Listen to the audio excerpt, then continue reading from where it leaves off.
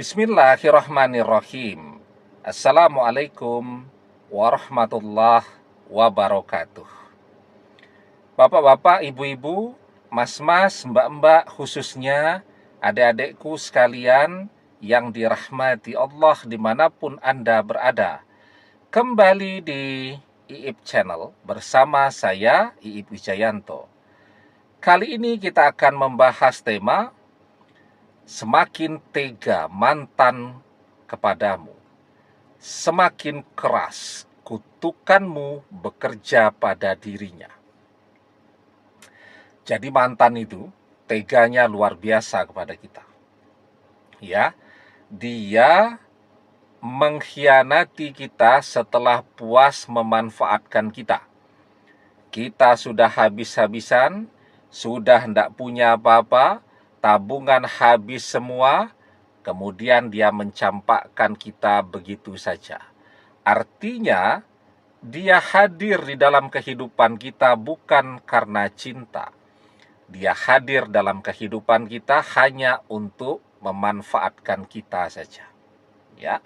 Dan teganya mantan ternyata lebih dahsyat lagi.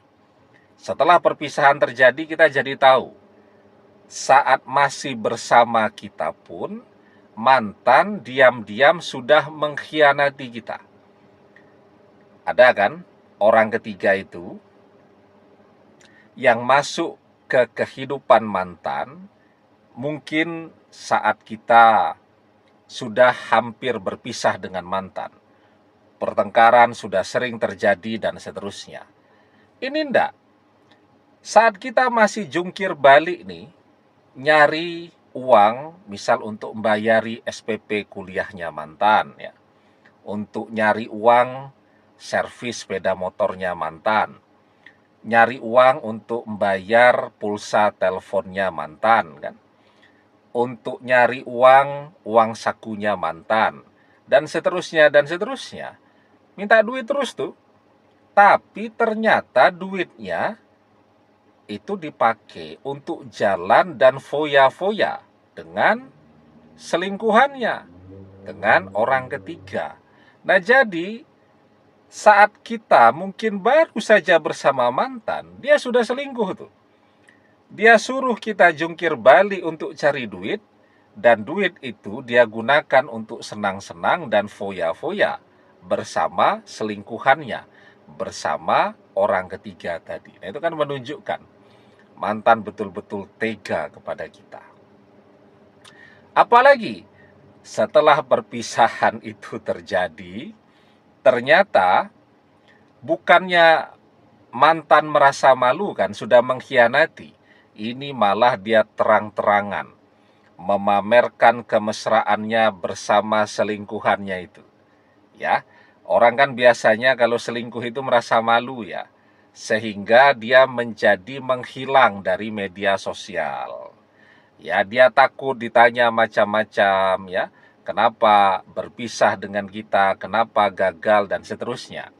Ini tidak. Mantan justru tambah menjadi-jadi. Ya, mantan terang-terangan memamerkan orang ketiga ini di media sosialnya. Ya, dan itu dia lakukan dengan sangat berlebihan ya. Semua isi postingannya di media sosialnya adalah kebersamaannya dengan selingkuhannya tadi ya. Jadi mantan mengkhianati kita, itu kita sudah menderita. Kita tahu mantan sudah selingkuh saat ya kita masih jungkir balik nyarikan dia duit untuk kuliah, untuk beli baju, untuk macam-macam, ternyata dia sudah selingkuh. Kan kita tahu realita seperti itu, aduh rasanya tambah menderita kita. Ditambah lagi, sekarang dia memamerkan kemesraannya bersama orang ketiga. Dia tahu persis tuh, bahwa kita mestinya masih akan ngintip terus tuh postingannya di media sosialnya. Artinya kita akan menjadi lebih menderita. Tapi ternyata itu tetap dia lakukan. Ya, itu menunjukkan bahwa mantan betul-betul tega kepada kita. Sudahlah mengkhianati, sekarang nyombongkan pasangan barunya yang sudah dia prospek saat dia masih bersama kita, saat kita masih berjuang untuk membuat dia bahagia. Nah, tapi tanpa dia sadari, ya, ketika dia tega seperti itu, apalagi dia juga pura-pura tidak pernah mengenal kita, tidak mau mengakui bahwa kitalah orang yang paling berjasa dalam hidupnya, kita yang selalu hadir, ya. Misal ketika orang tuanya lagi tidak punya duit untuk membayar kuliahnya, nah kita yang mengusahakannya. Tidak mau tuh. Bahkan kemana-mana mantan mengaku bahwa kita bukan siapa-siapa untuk dia. Cuman sekedar kenalan saja dan tidak ada yang istimewa antara kita dengan dia. Nah, itu menunjukkan bahwa mantan teganya luar biasa. Tetapi semakin mantan tega kepada kita, semakin kuat. Entah itu kutukan, entah itu doa yang buruk, ya, dari kita bekerja pada diri mantan, ya. Jadi mesti ada yang tanya nih, kan kita tidak boleh berdoa yang buruk, iya, secara umum, kecuali kalau kita terzolimi. Karena berdoa yang buruk bahkan mengutuk itu hanya diperbolehkan bagi orang-orang yang dikhianati, terzolimi, dan seterusnya. La yuhibbullahul jahra bisu'i minal qauli illa man zulima wa kanallahu sami'an alima. Allah tidak menyukai ucapan buruk dengan terus terang kecuali bagi orang yang terzolimi. Dan Allah Maha mendengar, Allah Maha mengetahui. Ya. Nah, doa dari orang yang terzolimi itu sangat kuat. Semakin besar kezoliman yang dia rasakan, semakin menderita dia dari kezoliman tadi, maka semakin kuat pula efek dampak dari doa dan kutukannya kepada orang yang sudah menzolimi dia. Ya.